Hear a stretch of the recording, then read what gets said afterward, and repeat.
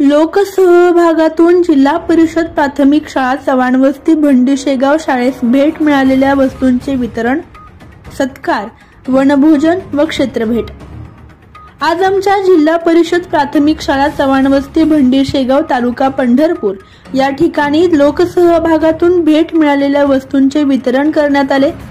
तसेच विविध परीक्षेमध्ये उत्तीर्ण झालेल्या माजी विद्यार्थ्यांचे सत्कार करण्यात आले। पशु प्रदर्शन यामध्ये पारितोषिक मिळवलेले शेतकरी पालकवर्ग यांचे या कार्यक्रमामध्ये सत्कार घेण्यात आले। त्यानंतर लोकसहभागातून शाळेत श्री समाधान सुरवसे संस्थापक अध्यक्ष, क्षात्रवीर सेना महाराष्ट्र राज्य व श्री अविनाश ताकतोडे सदस्य, उपविभागीय दक्षता व संनियंत्रण समिती यांच्यातर्फे डिजिटल स्कूल फ्लेक्स वर्ग सजावटीसाठी शाळेस भेट देण्यात आले।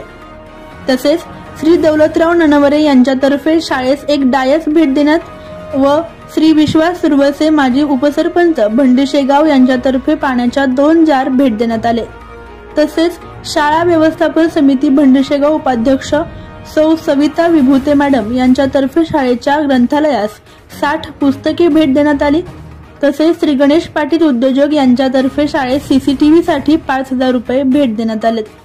तसेच श्री धोंडीराम चव्हाण मित्रमंडळ यांच्यातर्फे शाळेस 3000 रुपये भेट देण्यात आले। तसेच माजी विद्यार्थी प्रवीण अनिल चव्हाण यांच्यातर्फे शाळेस घड्याळ भेट देण्यात आले। बुद्धभूषण ननवरे यांच्यातर्फे विद्यार्थ्यांना शालेय साहित्य वाटप करण्यात आले। त्यानंतर श्री सुभाष राजाराम चव्हाण BSNL सेवानिवृत्त अधिकारी यांच्या फार्म हाऊसवर सर्व विद्यार्थी, पालक व प्रमुख पाहुणे यांच्यासाठी वनभोजनाचे आयोजन करण्यात आले होते। तसेच वनभोजनानंतर विद्यार्थ्यांना त्यांच्या फार्म हाऊसवर वेगवेगळ्या फनी गेम्स, मनोरंजनात्मक गाणी गोष्टी व शेतीविषयक माहिती श्री चव्हाण साहेब यांनी विद्यार्थ्यांना दिली। या प्रसंगी भंडीशेगाव केंद्राच्या केंद्रप्रमुख श्रीमती शारदा रासकर मॅडम, उपसरपंच श्री मंगेश ननवरे, श्री समाधान सुरवसे, श्री संजय सुरवसे, श्री अनिल चव्हाण, शाळा व्यवस्थापन समितीचे अध्यक्ष श्री धोंडीराम चव्हाण व इतर पालक यावेळी उपस्थित होते।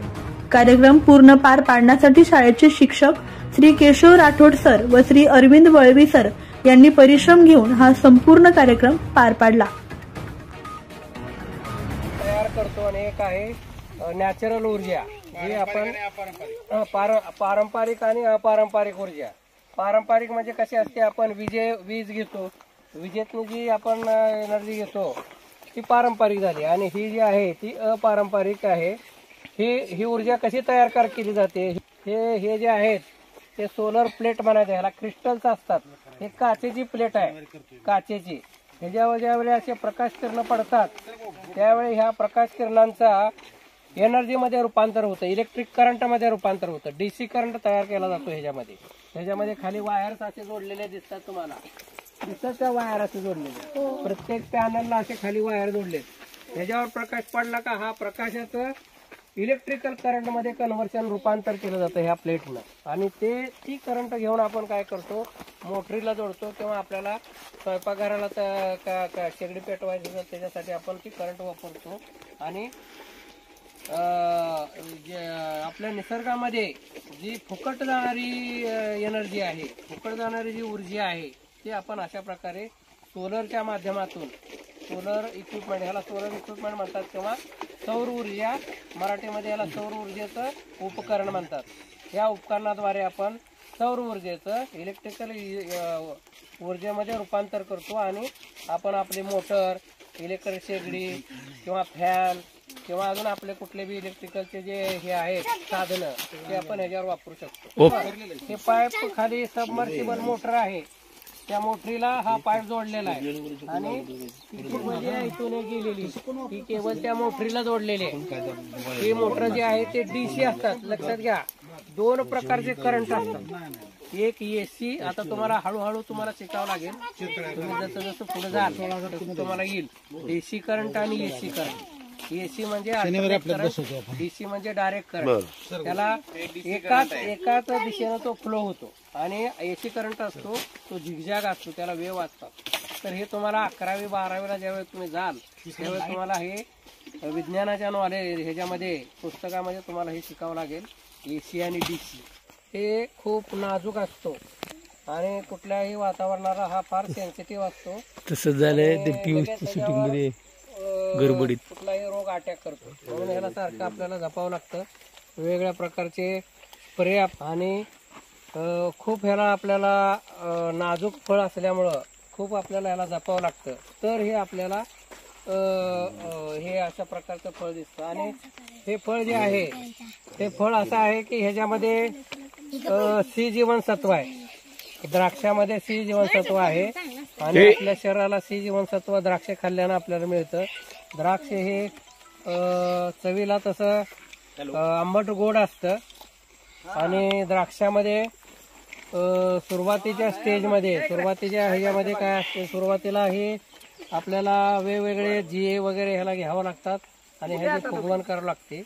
आणि ज्यावेळी ह्याचं फळ उतरायला येतं, हे फळ आपल्याला 5 महिन्यामध्ये उतरायला येतं. 5 महिन्यामध्ये ह्याचा आकार मोठा होतो आणि ह्याच्यामध्ये साखरेचं प्रमाण वाढतं आणि मग ह्याची गोडी वाढते. साखरेचं प्रमाण कसं वाढतं, जमिनीमधले ते वेगवेगळे अन्नद्रव्य घेऊन हे फळ साखरेचं रूपांतर, हे झाड जे आहे तुमची द्राक्ष हा, ही द्राक्ष जी आहे हे द्राक्षामध्ये पहिलं जे असतं ते खोड असतं, त्याच्यामध्ये चटणी असते. ती आपली नॉर्मली एप्रिल मेच्या दरम्यान आपण करतो. खरड चटणी केल्यानंतर मग याला काय करतात, फुटवे येतात. त्या फुटव्यामध्ये आपण काय करतो, विरळणी करून अशा प्रकारचे आपण काय करतो, वेगवेगळ्या अशा ज्या फांद्या येत्या त्या पकडतो. त्या फांद्याच्या नंतर आपण ऑक्टोबर नोव्हेंबर दरम्यान गोळीबार छाटणी करतो. आणि गोळीबार छाटणी केल्यानंतर मग प्रत्येक काठीला काय करतो, घड निघतो. छोटा छोटा घड फ्लावरिंग स्टेज मध्ये असतात.